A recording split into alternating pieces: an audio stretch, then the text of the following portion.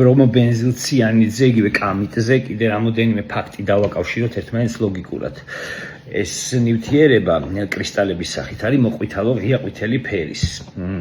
ხო და საინტერესოა რომ პარლამენტის გვერდზე ესე ჩამომდინარე წყლის ნაკადში რატომღაც ყვითელი ფერის სითხე მოდიოდა დეკემბრის დღეებში. ხო, აქ კიდე ერთი მნიშვნელოვანი ამბავია, რასაც BBC-ს გამოძიებაში ვაწყდებით, რომ იმ ქოლგა კოდის ქვეშ, რომელშიც პოტენციურად ეს კამიტი, ანუ ბრომობენზილციანიდი მოიაზრება, ამასთან ერთად კიდე მეორე ნივთიერებაა ნახსენები კოდით UN-1710, რომელიც არის გამხსნელი, რომელიც ხელს უწყობს სხვა ნივთიერებებს გაიხსნას წყალში.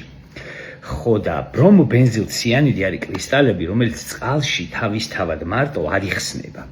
ხო და ისე აღმოჩნდა, რომ რატომღაც გამხსნელი რაღაცა, რომელიც არ იხსნება თავისით, ერთად არის ამ ყველაფერში, არის ყვითელი ფერის და წყალთან ერთად მოედინებოდა შესანიშნავად გახსნილი.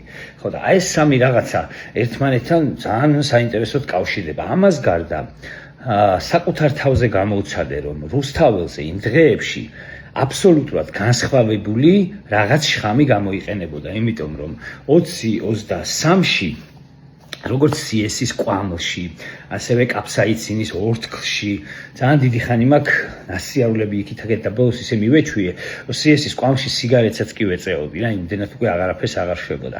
და ეს რაც მე მაგ დღეებში ვიგზენი, იყო აბსოლუტურად განსხვავებული, ასე იგზნო ათასობით ადამიანმა.